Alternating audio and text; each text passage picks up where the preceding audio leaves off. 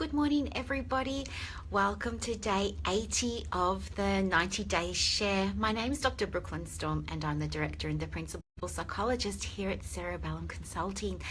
And I hope you're all doing really well. Today, what I wanted to talk to you about was some of my tips for raising resilient children.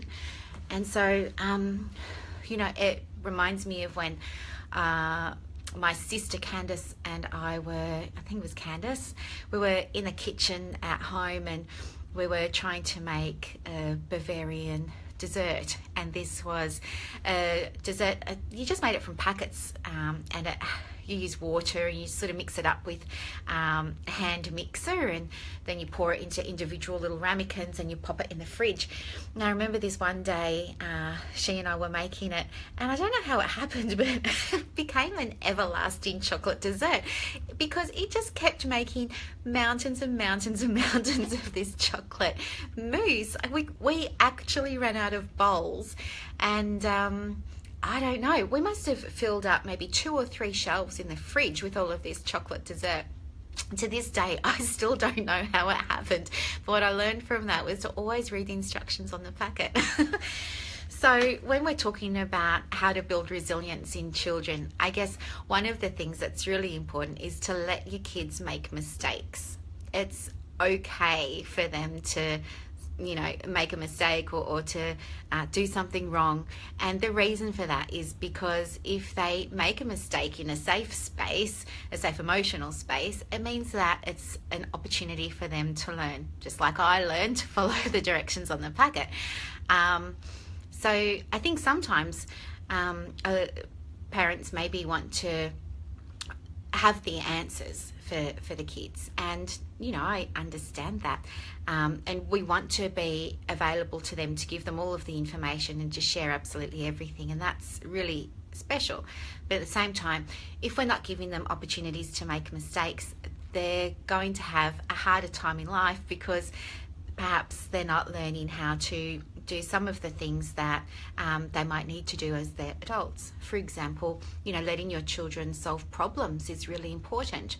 If the children are running around saying, I can't find my shoes, rather than, finding their shoes for them, you encourage them to have a look for the shoes themselves.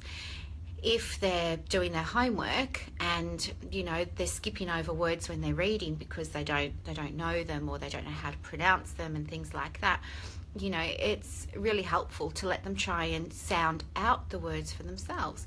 And they're going to make mistakes, and that's fine, but this is part of their learning process. So sometimes stepping back is one of the most helpful things that we can do in terms of building resilience in children. The other thing as well, I guess, is being comfortable with exposing children to risk. And what I mean by that is letting children be free to experience all kinds of things. At some playgrounds now, my godchildren go to, for example, we know that they've got all this really soft sort of rubbery, it looks like asphalt, but it's rubber.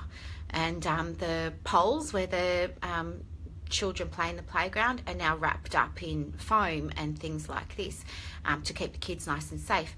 But I think sometimes, it's okay to let your kids run around in the backyard and let them fall over. What's the worst that's going to happen? Let them fall over, let them experience, a little bit of risk. If we keep jumping in all the time and trying to keep them safe, what we're really doing is sending them a message that the world out there isn't a safe place. And that's not going to build a resilient child. That's going to build a child that is afraid.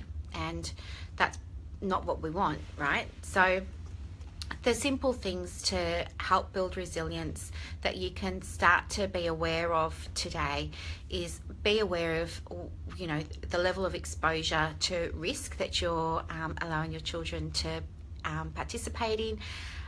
making sure that you give the kids lots of opportunities to experiment around with solving problems in lots of different ways, and not necessarily in the way that you or I might solve a problem. They're going to find their own solutions to things, and so it's really important too that we let them find their own paths to finding solutions. Okay, just because we would do it one way doesn't mean their way is any less valid.